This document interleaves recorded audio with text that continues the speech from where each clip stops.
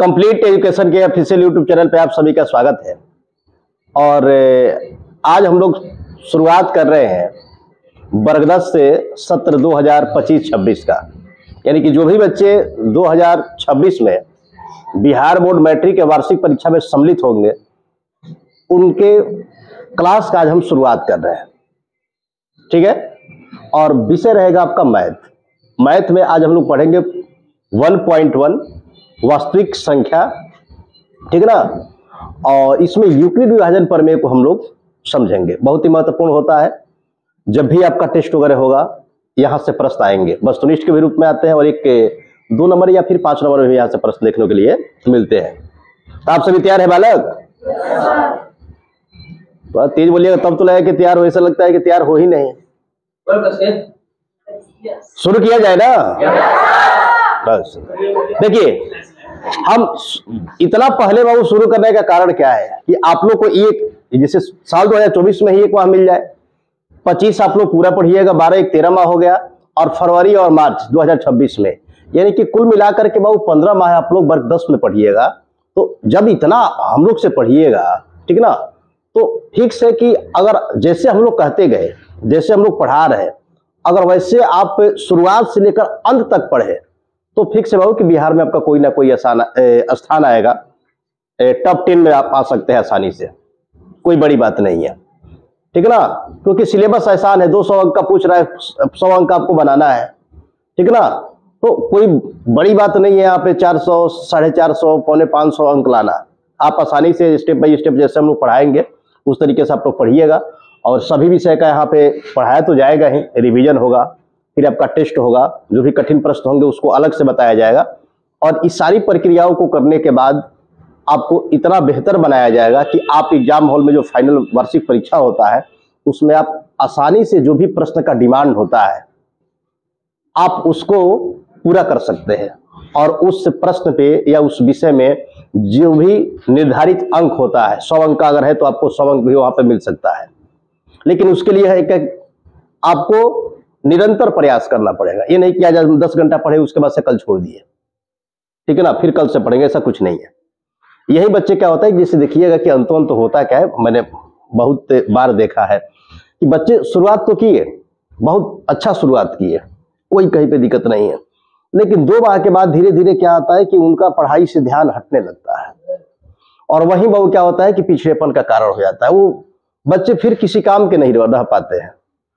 उनसे जो पीछे शुरुआत में बच्चे होते हैं वही उनसे आगे निकल जाते हैं। तो अगर आप चाहते हैं कि अगर हमारी स्थिति अच्छी है पढ़ाई में, तो उसको अगर आप हमेशा के लिए अच्छा अगर रखना चाहते हैं तो आपको पढ़ाई पे टाइम देना पड़ेगा। नहीं तो हाँ, वही कछुआ खरगोश वाली बात हो जाएगी। ठीक है ना, जो पीछे है वो आगे हो जाएगा, जो आगे है वो पीछे हो जाएगा, ऐसा होता है। तो इधर उधर की बातों को ध्यान में आप मत लाइएगा। ठीक है ना, आज से थोड़ा सा सीरियस हुई है, क्योंकि आप बोर्ड के एग्जाम अब दीजिएगा। अब साधारण बाबू एग्जाम नहीं है, फाइनली बोर्ड का एग्जाम है, और बोर्ड के एग्जाम में बेहतर तैयारी कीजिएगा तो इसका बेनिफिट क्या मिलेगा आने वाले समय में, कि इसी के तैयारी के क्रम में आप पॉलिटेक्निक का भी तैयारी कर सकते हो। इंटरमीडिएट का जो पैटर्न होता है 10वीं क्लास को ही बाबू थोड़ा सा विस्तारित करके बनाया गया है, तो वहां पे भी आपको प्रश्नों को समझने में आसानी होगी। ठीक है ना, इसलिए इस क्लास में बढ़िया से पढ़िए, पूरा मन लगा करके। जहां पे भी दिक्कत होगा हम लोग सहयोग करेंगे ही, पूरे पाठ्यक्रम को अच्छी समझ के साथ आपको पढ़ाया जाएगा। ठीक है ना, ऑनलाइन ऑफलाइन चाहे जो भी हो। अब हम लोग प्रश्न पे आते हैं। ठीक है, ध्यान से आप लोग समझिएगा। एक इसमें बात बता दे, पहले तो कुछ लिखवाना था इसमें वास्तविक संख्या के बारे में, जैसे सम संख्या हो गया, विषम संख्या हो गया, प्राकृत संख्या, पूर्ण संख्या, पूर्णांक संख्या, वास्तविक संख्या, ठीक है ना, परिमेय संख्या, अपरिमेय संख्या। तो ये हम वर्ग 9 में आप लोगों को बताए थे, सबको पता है? और जहां पे पता नहीं होगा फिर से वो हम बताएंगे, उसको लिखवाएंगे भी, या फिर हम पीडीएफ दे देंगे, आप लोग लिख लीजिएगा।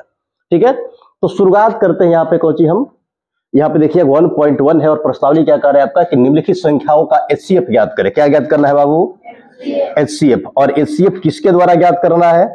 तो HCF आपको ज्ञात करना है यूक्लिड विभाजन एल्गोरिथम, यानी कि प्रमेय के द्वारा, यूक्लिड विभाजन एल्गोरिथम के द्वारा। अब देखिए यूक्लिड विभाजन क्या है, तो ऐसा नहीं है बाबू कि ये कुछ नया है। चलिए ठीक है, ठीक है, ठीक है, क्वालिटी मेंटेन है, ठीक है, जल्दी आइएगा बाबू, उसको लगा दो, मैं तो कोई उधर से आकर के धक्का देगा। सुनिएगा, जैसे आप लोग महत्तम समापवर्तक पढ़े हो भाग विधि के द्वारा, महत्तम समापवर्तक पढ़े हो ना, वही है बाबू आपका यूक्लिड विभाजन प्रमेय का। जैसा महत्तम पढ़े हो उसी को क्या किया गया है कि एक फार्मूला पर रख दिया गया है और वही क्या बन गया आपका यूक्लिड विभाजन प्रमेय बन गया। सिंपल समझिएगा, हम समझा रहे हैं यहाँ पे पहले का। जैसे कि ये मान लीजिए बाबू की ये आपका 25 हो गया, कितना हो गया, हम इसमें भाग दे रहे हैं बाबू 6 से, कितना से भाग दे रहे हैं 6 से, तो कितना बार में जाएगा ये, बोला, अरे 4 छक्के 24 हुआ ना बाबू, यहाँ पे 1 हो गया। तो देखो सिंपल, पहले भाग को समझिए कि कहां से वो आया है सूत्र निकल के और फिर किस पे आधारित होता है। जैसे हम भाग देते हैं तो जिसमें भाग देते हैं उसको क्या बोलते हैं, उसको भाज्य बोलते हैं बाबू, और जिससे भाग देते हैं उसको क्या बोलते हैं, और जितने बार में बाबू भाग लगता है, यहां तक किसी को दिक्कत है का, और जो बच गया वो क्या हो जाता है आपका, यहां पे भी वही बात है। जैसे हम यहां पे लिख सकते हैं भाज्य बराबर, पहले देखिए सब लोग ध्यान से, भाजक गुणे भागफल प्लस कौची बाबू शेष फल या शेष। अब यहां पे यूक्लिड विभाजन प्रमेय में क्या कहा जाता है, भाज्य ये हो गया आपका, भाज्य क्या हो गया, भाजक हो गया बाबू बी, और भागफल का हो गया आपका, मैंने ABCD लिखना है बाबू, ए बराबर बी क्यू, अब प्लस क्या हो गया आपका आर, यही हो गया आपका यूक्लिड विभाजन प्रमेय। क्या हो गया बाबू, यूक्लिड विभाजन प्रमेय। इसी सूत्र का उपयोग करके हम क्या करेंगे, यूक्लिड विभाजन प्रमेयिका से दिए गए प्रश्नों का HCF ज्ञात करेंगे। कच्ची बात, यानी कि महत्तम समापवर्तक, महत्तम समापवर्तक, इधर से आइएगा, अच्छा वो खोल दो वहां से, महत्तम समापवर्तक। अब महत्तम समापवर्तक क्या होता है, ध्यान से सुनिएगा इसको, क्या हुआ नहीं बना पाएंगे, अभी लोग आएगा इधर से पूरा स्लो मोशन में, जहां तक हो रहा है तहां तक हो रहा है, ठीक ना, एक भी तो कर सकते हैं, नहीं अभी रुकिएगा, थोड़ा सा रुके रहिए आप, एक दो समझा देते उसको ऐसे कट कर दिए। सुनिएगा, ए बराबर क्या हो गया बाबू आपका B Q plus are, A बराबर बी क्यू प्लस, यहां तक किसी को दिक्कत, हाँ अब समझ लेते हैं कि HCF क्या होता है, महत्तम समापवर्तक। तो दो संख्याओं के बीच उभयनिष्ठ सबसे बड़ी संख्या, दो संख्याओं के गुणनफल में उभयनिष्ठ को बाबू सबसे बड़ी संख्या को हम लोग क्या कहते हैं, HCF कहते हैं। क्या कहते हैं, यानी कि वैसी बड़ी से बड़ी संख्या जो दी गई संख्याओं को क्या करे, विभाजित करे। क्या करे बालक, विभाजित करे। जैसे सिंपल यहां पे समझ सकते हो, यहां पे मान लीजिए बाबू कि 25 हो गया, कितना हो गया, और यहां पे हो गया बालक आपका 35। अब कौन सी ऐसी संख्या है जो 25 और 35 दोनों को विभाजित करे, 5 होगा ना बालक। 5 आप कहां से लाए, ध्यान दीजिएगा, 5 गुणे 5 हुआ, ये 25 हो गया ना। 25 बराबर हम क्या लिख सकते हैं, 5 गुणे 5, और 35 का क्या लिखिएगा बाबू, 5 गुणे 7। तो इसके अभाज्य गुणनखंड में सबसे बड़ी उभयनिष्ठ संख्या क्या हो गया आपका, 5 हुआ ना। यही 5 क्या हो जाएगा आपका HCF, यानी कि महत्तम समापवर्तक, ठीक है ना। और जिसे मान लो कि यहां पे भी 2 होता है, यहां पे तो उसको भी लेकर के गुणा करते, लेकिन याद रखिए कि वह बड़ी से बड़ी संख्या जिससे दी गई संख्या क्या होती है, पूर्णतः विभाजित होते वही संख्या क्या होती है, दोनों संख्याओं का HCF कहलाती है। ठीक है, चलो अब आगे बढ़ते हैं। देखिएगा इसी सूत्र का उपयोग करके हम कैसे बना रहे हैं, ठीक है ना। ये सब हटाए क्या, हटा दे बाबू, ध्यान दो।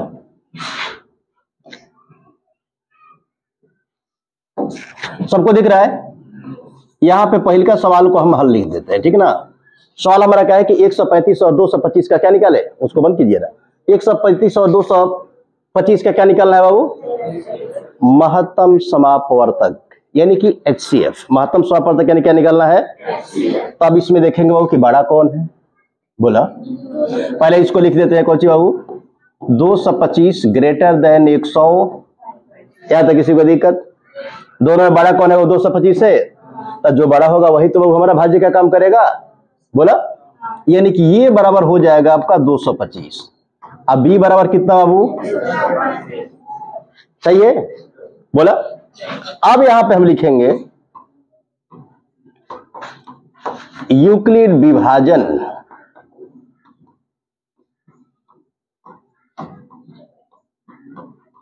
प्रमेय से। अब यहां पे वो लिखा जाता है चरण, यानी कि पहली का कंडीशन यहां पे देखो क्या बन रहा है। ठीक है, सूत्र हम लिखवाए थे। सूत्र क्या होता है यूक्लिड प्रमेय से? क्या होगा? ए बराबर बी क्यू प्लस बाबू, ए बराबर बी क्यू प्लस, जहां पे ए बराबर क्या है? अब बी यानी कि जिससे भाग देंगे 100, बी क्यू यानी कि कितने बार में भाग लगेगा। तो सिंपल ध्यान दीजिएगा, यहाँ पे 225 है, यहाँ पे क्या है आपका? कितने बार में भाग लगेगा? क्योंकि 2 बार में क्या हो जाएगा? 270 हो जाएगा ना। तो 270 तो यहाँ पे है नहीं, समझ रहे हो सब लोग? तो कितने बार में भाग लगेगा बाबू?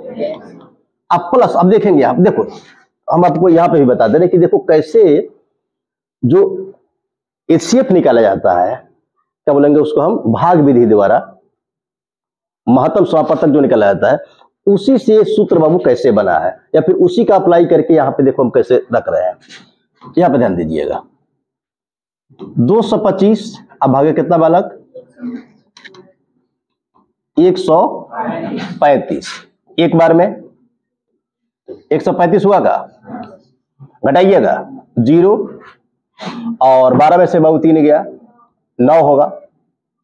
अब देखिए अब क्या होता है, पहले बाबू ए का काम करता था 225 और बी का करता था, माने बी का काम करता था 135। अब दूसरा कंडीशन में क्या हो रहा है कि अब बाबू जो बी का काम करता था अब यहाँ पे ए का काम करेगा, और जो हमारा शेष आया वो किसका काम करेगा? बी का काम करेगा। यानी कि देखो यहाँ पे हम 135 डालेंगे बाबू, ये भी एक बार में जाएगा का? 90, घटा कितना? 45। बोला, अब फिर इसमें 90 डालेंगे, 90 दूना कितना? 45 दूना कितना बाबू? कट गया। तब तक बाबू ये प्रक्रिया चलता रहता है जब तक कि शेषफल क्या हो जाए हमारा? 0 के बराबर ना आए। ठीक है, 0 के बराबर आ गया। तो इसमें देखो 3 को कंडीशन है क्या? 1, 2 और 1 होगा बाबू। उसी प्रकार देखिएगा यहाँ पे, तो 135 गुणे 1, 135 गुणे 1, अब भाग में क्या है आपका? तो 90, शेषफल क्या है आपका? तो 90 हो गया।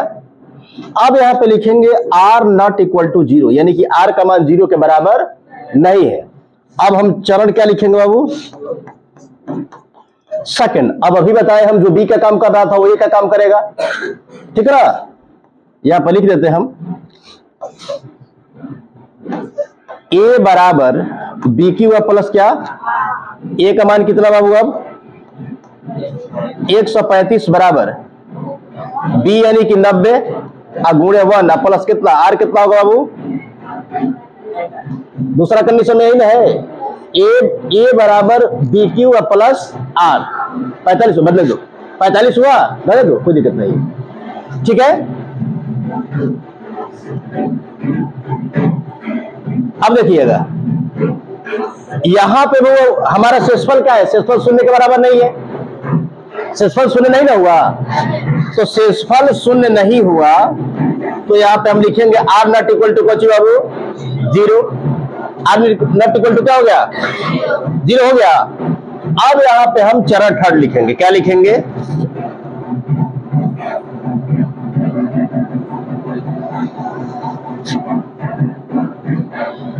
चरण कौन सा आएगा बाबू?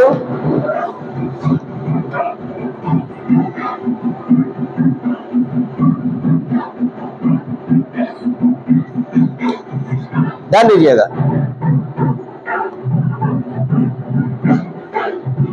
तब फिर वही बात होगा, ए बराबर बी क्यू प्लस कोची बाबू? आर। ए बराबर बी क्यू प्लस, थोड़ा बोल बाबू, उससे बाहर से अधिक साउंड अंदर से आना चाहिए। ए बराबर बी क्यू प्लस क्या हो गया? बहुत सुंदर।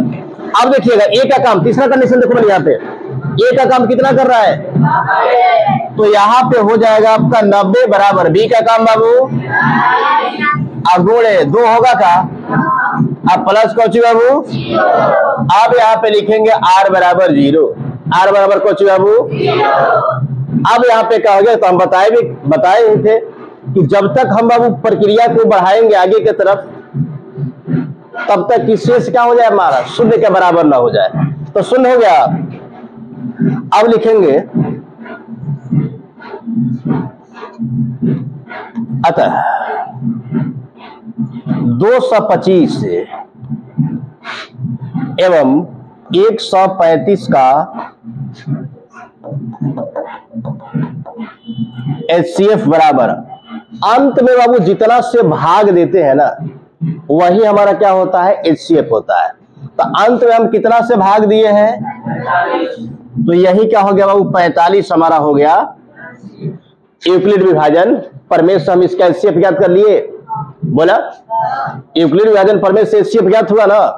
यूक्लिड विभाजन प्रमेय किस पे आधारित था बाबू, सिंपल बाबू जो हम क्या निकालते हैं, महत्तम निकालते हैं ना, उसी प्रक्रिया को क्या किया गया है, एक सूत्र पे बाबू बैठा दिया गया है। देख लो यहाँ पे 3 भाग में जा रहा है, तो यहाँ पे भी क्या हो रहा है आपका, मैंने 3 चरण वहां पे है तो 3 चरण यहाँ पे भी है। बोला तो यही क्या है आपका यूक्लिड विभाजन प्रमेय है। समझ गए बात को आप। लेकिन ये जो है ना, इसको आप रफ फर्क में कर सकते हैं, ठीक है, मैंने हम आपको समझने के लिए यहाँ पे बता दीजिए। बात को समझ पा रहे हो, बोलिए। अब इसमें का दूसरा करें क्या, दूसरा सवाल कितना था बाबू,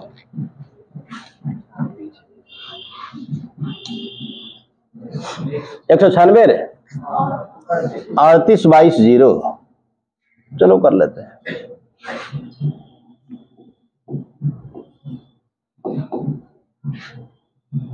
एक 196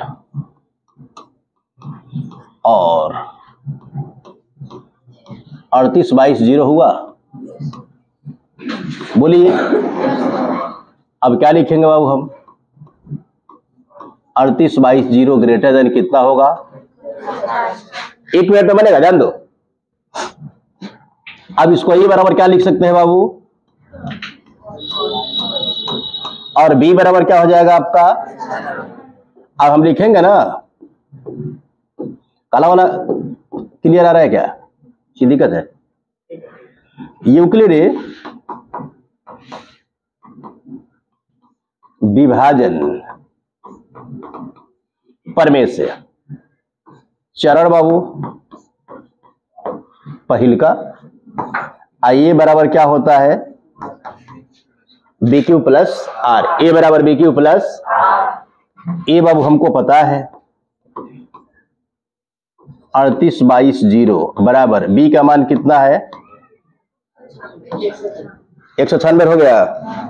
क्यू और हमें आर क्या करना है, पता करना है। तो सिंपल बाबू देखा तर हमरा के बोला 195 बार भाग लगेगा, कितना बार है बाबू, 195 गुणित 1 जब 96 करेंगे ना, तो यही 38/12 क्या हो जाता है 0। तो यहाँ पे 0 आ गया, यानी कि ए बराबर BQ प्लस आर, आर हमारा कितना आ गया, आर यहीं पे 0 आया। तो कितना बार में गया है बाबू, क्यू का मान कितना हो गया 195 0। तो हम यहाँ पे क्या लिखेंगे, आर बराबर 0, आर बराबर कितना 0, आर बराबर कितना बाबू 0। किसी को दिक्कत है तो देखिएगा, हमें HCF ज्ञात करना है। तो अभी हम बताए कि जितना बार वो भाग जाएगा, जिससे हम भाग देंगे ना अंतिम समय में, तो इसी से तो भाग दिए हैं। किससे भाग दिए हैं हम, क्योंकि देखो यहाँ पे ध्यान दो, 196 यहाँ पे है, और इसको हम क्या लिख सकते हैं 195 गुणित 196। तो जो दोनों में उभयनिष्ठ रहेगा वही तो अब HCF होगा। बोलिए, तो यहाँ पे HCF क्या हो जाएगा हमारा, तो लिखेंगे यहाँ पे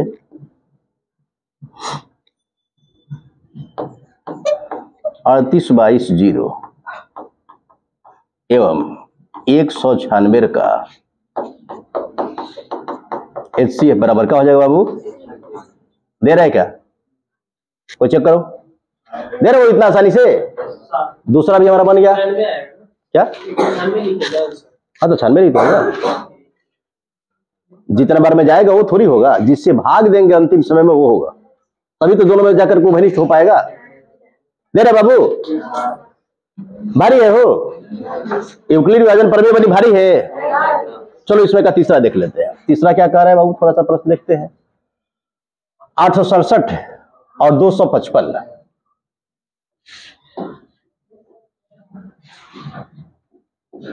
तीसरा इसमें का सवाल देखिएगा। 867 है और कितना बाबू? 255। 200 कितना? कोई दिक्कत नहीं, बनाएंगे इसको भी हम।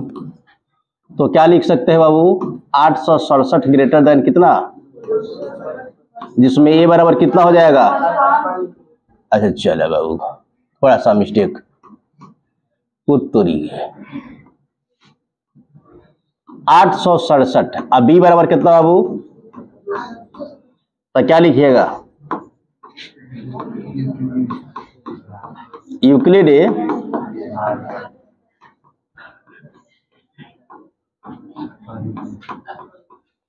हाँ, चरण कौन सा बाबू? तो ए बराबर, बोल दीजिए अभी काम में, सुनिएगा। 800 कितना बाबू? 67 बराबर, सही है। बी का मान कितना होगा? अब हमें बाबू क्यों पता करना है कि कितना बार में भाग लग रहा है, यही ना? तो पहले वाला कहीं पे रफ कर लीजिएगा उस विधि से बाबू, बोला तो स्पष्ट नहीं बोलते, वही संदेह होने लगता है। 255 3 बार में भाग लगेगा का? पंती 15, पंती 15 1 16 और 3 दूनी 6 कितना बाबू? 7, घटाइबा 2 आ गई है, 0 है 1, बोला। अब इसको डालिएगा इसमें, है 2 बार में बाबू। ओ तो क्या मिस्टेक हो रहा है बालो? अब कितना बार भाग लगेगा? 2 बार भाग लगेगा बाबू। 2 से 4, अच्छा हाँ 1 से 4, घटाइबा 51 हो गई। अब इसको इसमें डालिएगा तो 2 बार में कितना हो जाएगा आपका? 0 आ गया। कितना बाबू, कितना चरण में जा रहा है ये? 3 चरण में जा रहा है। तो ये वाला भी कितना चरण में जाएगा? बोल तो बालक, कितना चरण में जाएगा? ध्यान दो। तो अब ये पहला कंडीशन देखिएगा, ए बराबर बी क्यू प्लस कितना? 3 बार में गया और शेषफल कितना हो गया हमारा? यहां पे लिखेंगे वो आर नॉट इक्वल टू क्या? आर का मान 0 के बराबर नहीं है। चरण सेकंड में आएंगे, ए बराबर बी क्यू प्लस, अब ए का काम कितना करेंगे? दूसरा कंडीशन देखेंगे बाबू। 255 हुआ क्या? 255 ए का काम ए बराबर बी क्यू प्लस कितना? तो यहां पे लिखेंगे हम 255 बराबर बी यानी कि 102 का गुणे क्यू का मान 2 प्लस कितना बाबू? शेष कितना? यहां पे भी आर नॉट इक्वल टू 0, बोलिए सही है ना? अब यहां पे हम चरण थर्ड ले लेते हैं। चरण कौन सा बाबू? ध्यान दीजिएगा। तो चरण थर्ड यहां पे देखो क्या कहता है, किधर गया? यहीं पे ना है। ए बराबर बी क्यू प्लस, तो ए का मान बाबू 102 अब बराबर बी का मान कितना? 51 होगा। ए बराबर हो गया आपका कोची बाबू 102, अब बी बराबर क्या होगा जिससे भाग देंगे? 51 प्लस ए गुणा, तो ए बराबर बी क्यू कितना बार में बाबू? 2 बार में गया है क्या भी?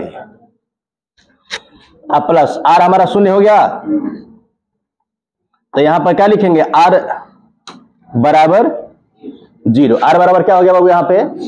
तो लिखेंगे इसलिए, बोला इसलिए क्या हो जाएगा? 867, 800 कितना बाबू? और 255 का HCF बराबर कितना होगा बाबू? दे रहे हैं क्या? आप आसानी से यूक्लिड विभाजन प्रमेय के द्वारा पहला जो प्रश्न था उसमें 3 प्रश्न थे, 1 2 3 रोमन वाला करके, आसानी से इसको हल कर लिए? बोलिए। तो यही क्या था आपका यूक्लिड विभाजन प्रमेय का। अब इसमें अलग अलग तरह के क्या होते हैं प्रश्न देखने को लिए मिलते हैं। तो देखिए अब इसमें का दूसरा प्रश्न हल करेंगे। ठीक है, दूसरा प्रश्न लगाते हैं। दूसरा प्रश्न कहां से लाए? दूसरा प्रश्न लाया जाएगा यहां से। बहुत सुंदर सवाल है, 2 नंबर देखिए। यहां आपको सीखने के लिए मिलेगा बल्कि बहुत सारा बात। ठीक है ना, ध्यान दो।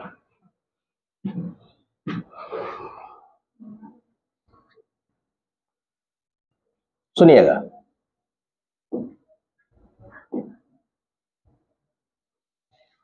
किसी को दिक्कत है यहाँ पे?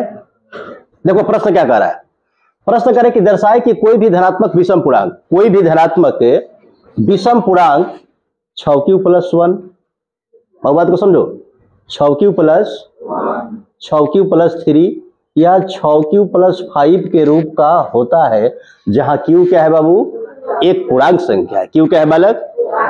थोड़ा सा पूर्णांक संख्या के बारे में जानते हैं। पूर्णांक संख्या किसे कहते हैं बालक? तो वैसी संख्या जो धनात्मक या ऋणात्मक दोनों रूपों में लिखी जाती है उसे क्या कहते हैं? जितनी भी संख्या है रूट से वो बाहर निकलती है वो क्या होती है? पूर्णांक संख्या, क्योंकि प्लस में निकलेगी और कौन सी? तो यहां पे देखिए करें कि कोई भी धनात्मक विषम पूर्णांक, कोई भी धनात्मक हम विषम पूर्णांक लिखेंगे तो क्या वह 6q + 1 या 6q + 3 या 6q + 5 का रूप का होता है, जहां q एक पूर्णांक संख्या है। तो हम इसको देखिएगा यूक्लिड विभाजन प्रमेय के मदद से ही क्या करेंगे? प्रमाणित करेंगे कि हाँ कोई भी धनात्मक विषम पूर्णांक 6q + 1 या 6q + 3 या 6q + 5 या 6q + 7 या 6q + 9 या 6q + 11 के रूप का होता है। ठीक है, देखिएगा अब यहां पे हम क्या कर रहे हैं कि q क्या है बाबू? विषम पूर्णांक। ध्यान दो,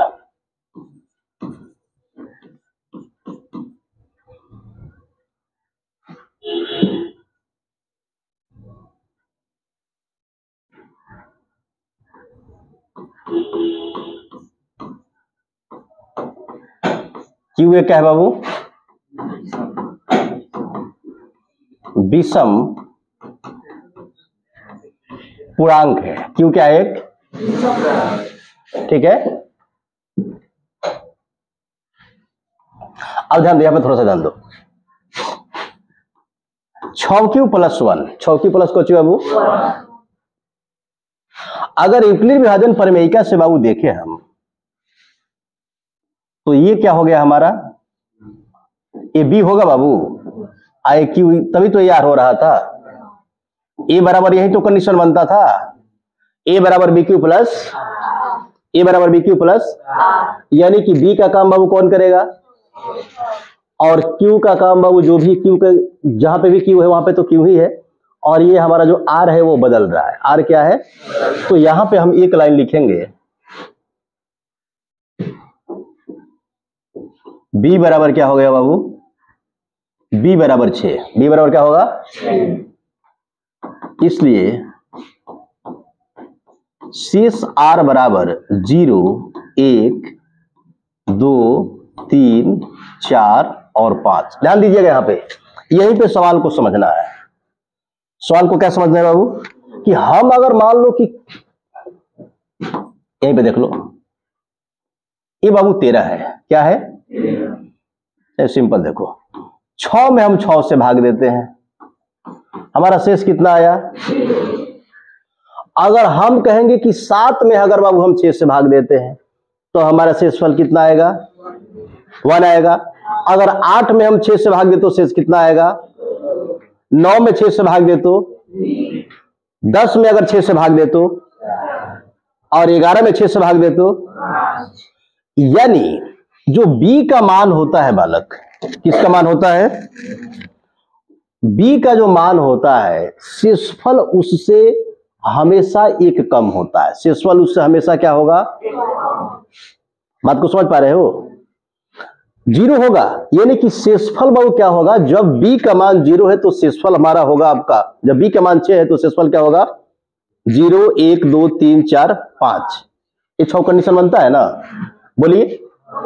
तो देखिए हमारे पास क्या हो गया, शेषफल हो गया वो b हो गया, और q ऑलरेडी हल है, तो हम सभी कंडीशन को देखते हैं यूक्लिड विभाजन प्रमेय से, ध्यान दीजिएगा। अब तब देखो कैसे प्रमाणित होता है कि जो भी धनात्मक विषम पूर्णांक होगा किस पे समाप्त होगा, चौकी प्लस 1, चौकी प्लस 3 या चौकी प्लस 5 के रूप में लिखा जा सकता है या उस पे समाप्त होगा। ध्यान दीजिएगा क्या लिखेंगे बालक, हाँ चरण कौची बालक, जब r बराबर 0 तो a बराबर क्या हो जाएगा, बी क्यू प्लस कौची बालक, किसी को दिक्कत, b का जगह पे क्या रखेंगे बाबू, फिक्स है, और q के जगह पे क्या होगा, क्यूए होगा, और r के जगह पे हमारा क्या होगा, r के जगह पे 0 ना होगा बाबू, यानी कि यहां पे हो गया आपका a बराबर 6q, a बराबर क्या हो गया, सही है। अब हम लिखेंगे यहां पे चरण सेकंड, चरण कौन सा, अब यहां पे हम r बराबर क्या रखेंगे 1, r बराबर क्या रखेंगे बाबू, अब करो उसको, r बराबर क्या रखेंगे 1, सही है। अब देखिएगा फिर क्या होगा, यूक्लिड विभाजन प्रमेय से क्या होगा, a बराबर बी क्यू प्लस, तो a बराबर बी क्यू, यानी कि 6q प्लस क्या होगा 1 होगा, 6q प्लस क्या होगा बाबू, इसको हम समीकरण फर्स्ट मानेंगे, किसी को दिक्कत, आगे देखिएगा ध्यान दो। अब यहां पे बाबू कौन सा चरण थर्ड करे क्या, r बराबर क्या रखना है बाबू, तो a बराबर बी क्यू प्लस, यानी कि a बराबर क्या होगा, b का मान 6 गुणे क्यू प्लस r का मान कितना बाबू, किसी को दिक्कत है यहां पे। अब यहां पे क्या लिखेंगे हम, चरण 4 होगा बाबू, जब r बराबर क्या रखेंगे, तो a बराबर बी क्यू प्लस, यानी कि a बराबर हो जाएगा 6q प्लस 3, इस समीकरण हमारा बाबू हो गया आपका सेकंड, समीकरण कौन सा हो गया, ध्यान दो। अब चरण कौन सा 5, जब r बराबर कितना रखेंगे, r बराबर क्या रखेंगे बाबू, तो r बराबर 4 रखेंगे, तो a बराबर क्या होगा, बी क्यू प्लस, यानी कि a बराबर b का मान कितना, क्यू का मान, और r का मान बाबू। अब हम क्या रखेंगे, चरण रखेंगे बाबू 6, जहां r बराबर क्या रखेंगे, तो a बराबर B Q plus r, Euclid विभाजन प्रमेय से होगा ना इतना, किसी को दिक्कत है बनी। अब यहां पे हो गया a बराबर b का मान 6 और q हो गया, धनात्मक पूर्णांक कहिए रहा है, और r कितना हो गया आपका, ये हमारा समीकरण हो गया थर्ड, समीकरण क्या हो गया। अब हम यहां पे आसानी से बनी लिख सकते हैं कि समीकरण, इधर गया बाबू, मिटा गया है क्या, समीकरण फर्स्ट सेकंड,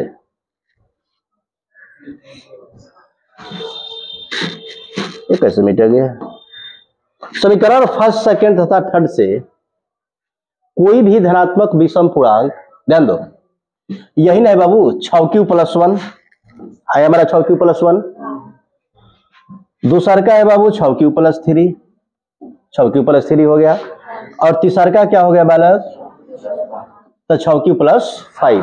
तो इस आधार पर हम क्या लिख सकते हैं कि समीकरण फर्स्ट सेकंड तथा थर्ड से कोई भी धनात्मक विषम पूर्णांक, कोई भी धनात्मक 6q प्लस 1, 6q प्लस 3 और 6q प्लस 5 के रूप में लिखा जा सकता है। स्पष्ट है, प्रमाणित हुआ ना यहां पे, ध्यान दीजिएगा। समीकरण कौन है वो,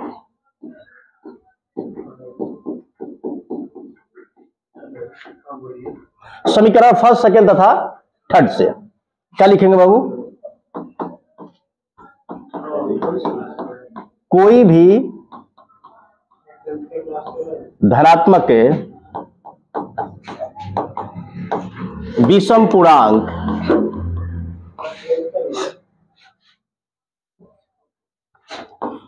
छक्यू प्लस 1 या छक्यू प्लस 3 या छक्यू प्लस 5 छक्यू प्लस 5 के रूप का होता है, छक्यू प्लस 5 के रूप का होता है। नहीं हो गया बाबू आसानी से? यहां पर हम प्रमाणित नहीं कर दिए। और थोड़ा सा ध्यान दीजिएगा यहां पे, क्यों बाबू ये वाला नहीं होगा? जिससे आप कहिए कि छक्यू क्यों नहीं होगा, छक्यू प्लस 2 क्यों नहीं होगा? क्योंकि यहां पे b का मान क्या है? b का मान बाबू सम संख्या है। b का मान क्या है? हम सम संख्या के साथ बाबू सम संख्या का गुणा करें या विषम संख्या का गुणा करें, हमेशा हमें क्या प्राप्त होगा? सम संख्या ही प्राप्त होगा। बात को समझ रहे हो? लेकिन जब देखो सम संख्या में यहां पे हम क्या कर रहे हैं, यहां पे हम गुणा कर रहे हैं, जिससे मान लो कि क्यू यहां पे हो गया कि सम या विषम होगा, तो फिक्स है कि वो तो बाबू सम संख्या में हम विषम संख्या से गुणा करें या सम संख्या से, वो सम संख्या हो गया। लेकिन अगर हमें विषम प्राप्त करना है तो फिर छक्यू में आपको विषम संख्या ही जोड़ना पड़ेगा, तभी तो यहाँ पे विषम संख्या बने जुटा है एक छक्यू प्लस 1, क्योंकि ये सम संख्या छक्यू, अब प्लस 1 हो गया तो विषम संख्या हो गया। यहाँ पे फिर क्या आपका छक्यू सम संख्या हो गया, लेकिन 3 क्या है बनी? यहाँ पे फिर क्या आपका छक्यू सम संख्या प्लस 5 जुटा विषम संख्या। इसीलिए हम समीकरण फर्स्ट सेकंड तथा थर्ड के आधार पर कह सकते हैं कि कोई भी धनात्मक विषम पूर्णांक किस रूप का होता है?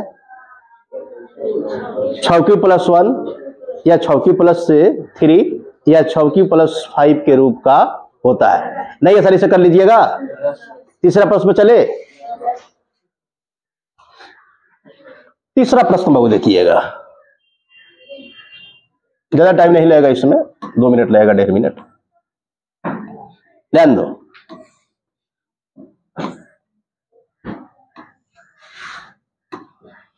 सुनिएगा,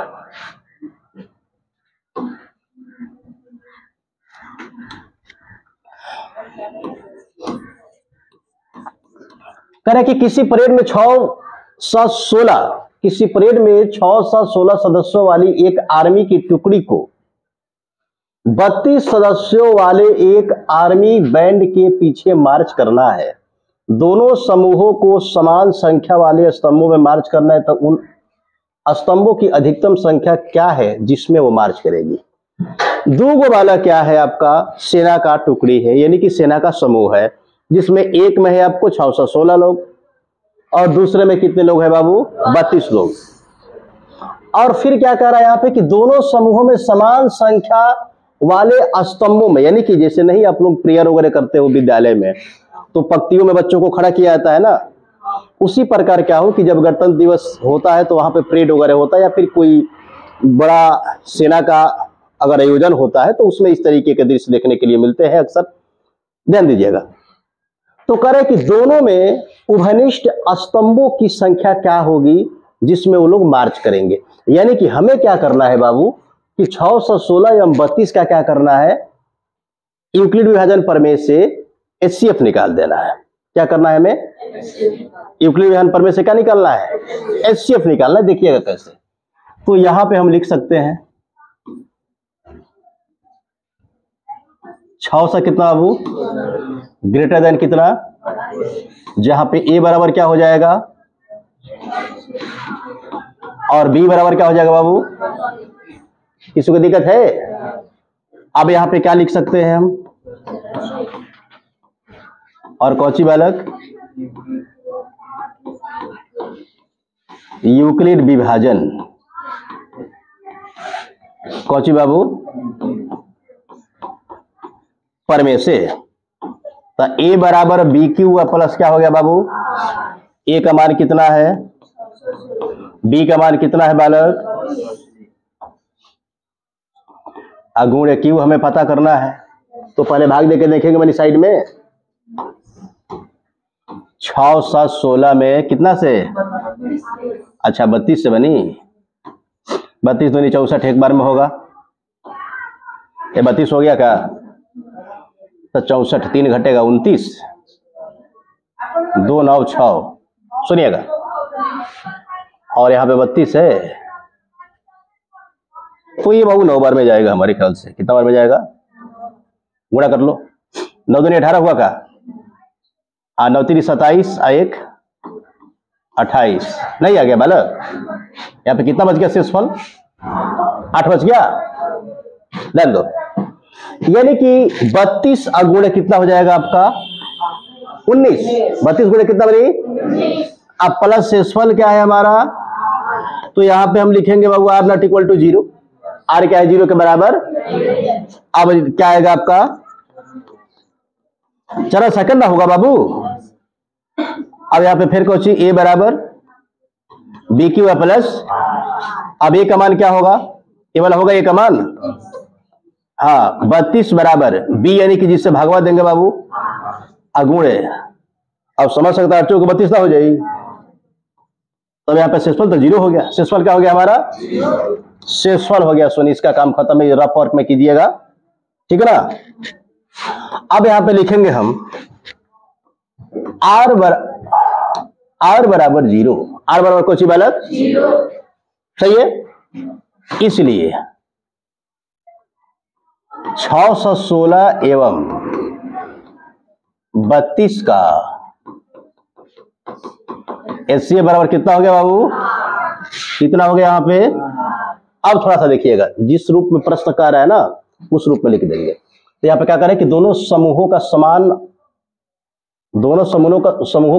स्तंभों में मार्च करना है, तो उन स्तंभों की अधिकतम संख्या क्या होगी, ठीक ना। तो लिखेंगे बाबू कि समान समूहों में स्तंभ करने वाले, समान समूहों में मार्च करना है, तो लिखेंगे यहाँ पे कि समान समूहों की स्तंभों की अधिकतम संख्या बराबर क्या लिखेंगे बाबू? यही ना कह रहे हो, समान समूहों की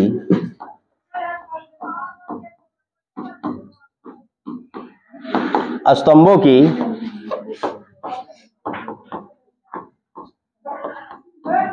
अधिकतम संख्या बराबर कितना बाबू? बोलिए ना, वो हाला मत करो उधर, तो पीटेंगे बहुत जबरदस्त तरीके से। कितना हो गया बाबू? 8 हो गया। नहीं बना लीजिएगा ऐसे करके। तो हम क्या देखें, तो उस समय इजाजत नहीं देता है, नहीं तो 2 प्रश्न और था उसको भी करा देते इसी में, लेकिन अब हम उस प्रश्न को कल कर लेंगे। तो आसानी से ऐसा बनेगा। यूक्लिड विभाजन प्रमेय की मदद से हमने क्या किया, उस शुरुआत के आपको 1.1 के 3 प्रश्नों का हल किया, कहीं पे और कोई दिक्कत नहीं हुआ, और आप लोग को भी कोई दिक्कत। हम इसका पीडीएफ निकालेंगे अभी जस्ट, तो लोग को मोबाइल पे भेजेंगे, या फिर इसको आप उतार सकते हो, जिसको लिखना होगा लिख भी सकते हो, ठीक है ना। भारी बालक, तो डेली बाबू अध्ययन किया जाएगा। सोमवार मंगलवार बुधवार बाबू मैथ चलेगा, और बुधवार शुक्रवार और शनिवार क्या रहेगा आपका? साइंस चलेगा। एकदम बाबू बेहतर तरीके से पढ़ा जाएगा, विधिवत रूप से, कि आने वाले समय में एकदम बच्चे बाबू क्या कर जाए? टॉप कर जाए। बात को समझ पा रहे हो? तो अगर आपको किसी प्रश्न में दिक्कत हो रहा है तो वीडियो को थोड़ा सा एक बार फिर से देख लीजिएगा, आसानी से बाबू क्या होगा, आपको सवाल समझ में आएगा, और जब भी सवाल आपको प्रश्न पत्र में देखने के लिए मिलेगा, आप उसको आसानी से हल कर सकते हो, और निर्धारित अंक भी आपको क्या होंगे? मिलेंगे। इसी तरीके से अगर आप वर्ग 10 को आसान भाषा में पढ़ना चाहते हैं और बेहतर करना चाहते हैं, मैट्रिक हो या इंटरमीडिएट है, तो एक बार आप हमारे चैनल से जुड़ के देखिए, आपको मुड़ के देखना नहीं पड़ेगा। अगर आपको कहीं पे दिक्कत हो रहा है तो कमेंट बॉक्स खुला हुआ है, आप मैसेज कीजिएगा, हम आपको पुनः वहां पे वीडियो बना करके उसका सलूशन देंगे।